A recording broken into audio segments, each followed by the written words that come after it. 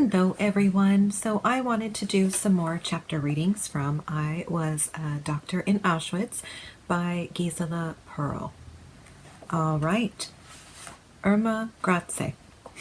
Irma Grazie was sentenced by the British to be hanged by the neck until dead. The sentence was executed, but this act of justice, real justice, would have called for her dying again and again for every life she had destroyed, or her being tortured and mutilated for every victim she had tortured and mutilated, will not bring back the dead, and neither will it restore to health those whom she had driven to insanity or maimed for life. She was one of the most beautiful women I have ever seen. Her body was perfect in every line, her face clear and angelic, and her blue eyes the gayest, the most innocent eyes anyone can imagine. And yet, Irma Grazie was the most depraved, cruel, imaginative sexual pervert I ever came across. She was the highest-ranking SS woman in Auschwitz, and it was my bad luck to be under her eyes during my entire camp life. One day she happened to visit the hospital while I was performing an operation on a young woman's breast, cut open by whipping and subsequently infected. I had no instruments whatsoever except a knife which I had to sharpen on a stone. Breast operations are particularly painful, and as there was not a drop of anesthetic in this mock hospital, my patient screamed with pain all through the operation. Irma Grazie put down her whip, the handle of which was inlaid with colored beads, sat down on the corner of the bench which served as an operating table, and watched me plunge my knife into the infected breast, which spurted blood and pus in every direction. I happened to look up and encountered the most horrible sight I have ever seen, the memory of which will haunt me for the rest of my life. Irma Grazie was enjoying the sight of this human suffering. Her tense body swung back and forth in a revealing rhythmical motion. Her cheeks were flushed, and her wide-open eyes had the rigid, staring look of complete sexual paroxysm. From that day on, she went around in camp,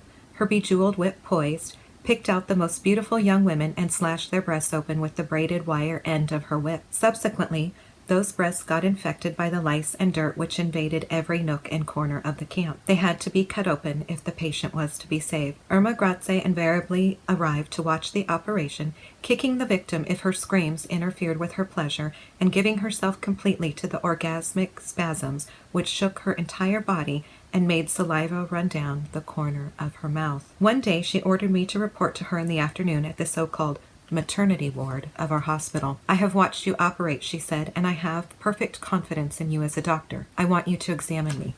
I think I may be pregnant." I knew that it was against the rules for a prisoner to touch a guard, and breaking that rule was punishable by death. At the same time, refusing an order was punishable by death too. She lay down on the bench, and I proceeded with the examination. She was, indeed, pregnant. "Be here tomorrow afternoon," she ordered. "You are going to perform an abortion on me." "But I have absolutely no instruments," I replied, "and if someone finds out, that will mean death for me." "No arguments. Leave everything to me." Next afternoon at the appointed hour I was ready, waiting for her. When she arrived, she brought a case of instruments and her gun. "They are sterilized," she said, handing me the instruments.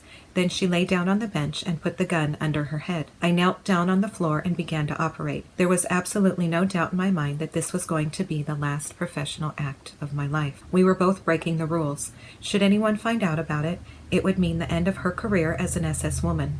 I would be sent left. We were both equally guilty in the eyes of her superiors, yet she held all the cards. No one besides me needed to know about it. She could easily kill me without even having to make an excuse or to give an explanation. I was sure that this is what she intended to do. While my hands worked almost methodically, my mind was busy with the thought of death. I had often wondered, while reading about a condemned man's last seconds before death, whether it was true that his whole life unfolds before his eyes in a flash. Yes, it is true. I finished the operation and sat back on my heels, too weary to even get up and face death standing. Suddenly, I remembered the examination at the end of my first year of high school. I had to figure out how old I was by subtracting the date of my birth from the date of the current year. Then one picture followed another until I relived, if not every incident, at least the mood and color of my entire life. It had been a happy life. Happy, successful, filled with love and work, which satisfied me completely. I had lost everything, and there was nothing more to live for. Irma Grazie got up from the bench, arranged her clothes, picked up her gun, and smiled. I looked up into her smiling face and waited for the bullet which was to put an end to the Dr. Gisella Perl I had been before and to prisoner number 25404, who I was now. But she did not shoot. "You are a good doctor," she said. "What a pity that you have to die. Germany needs good doctors." I said nothing. I'm going to give you a coat, she continued, and I don't have to tell you to keep quiet about this.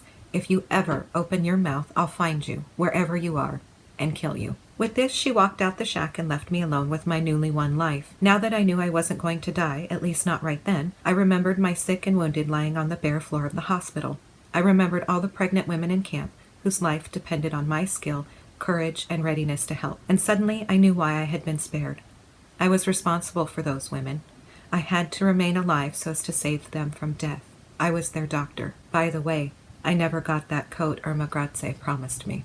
Concert in Auschwitz. Summer 1944. The fine ashes that covered the ground around the 4 crematories were hot under our bare feet like the sand of the beaches under the feet where the free people were spending their vacation. The 32,000 Polish and Hungarian women inhabiting Block C could hardly remember what free human life was like. We lost track of time as one hateful day slipped into another. Roll call, rest period. Roll call, sleep, endlessly. Only the new and ever horrors created by the tireless imagination of our jailers kept torture from becoming a routine. Our faces were a pasty gray in spite of the scorching sun, and in spite of our unceasing efforts to keep our cheeks pink by pinching them by the hour so that Dr. Mengele should not find us too sickly to live and send us left. We had given up the hopeless fight against lice, and our skin were full of infected sores from scratching with dirty fingernails. Washing was a beautiful memory from a past life, which it seemed had never existed. There was one water tap for all of us, and we were permitted to use it for only 2 hours a day. Those 2 hours were spent fighting for a few drops of water to drink, and afterwards I had to use my medical skill bandaging broken arms, bleeding scratches, and cracked skulls. We were constantly thirsty, as the turnip soup which made up our main meal was seasoned with saltpeter, which was intended to destroy our sex organs. The strong acid drug burned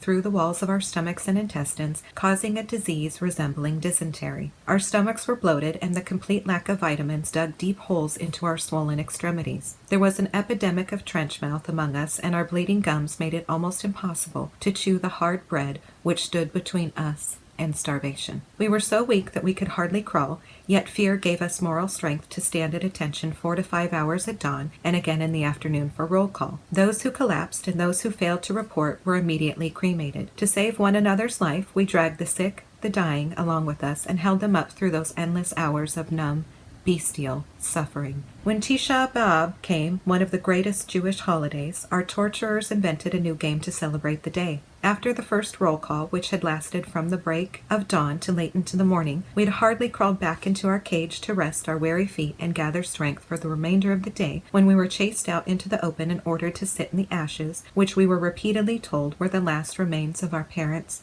husbands, children. They were going to give us a concert.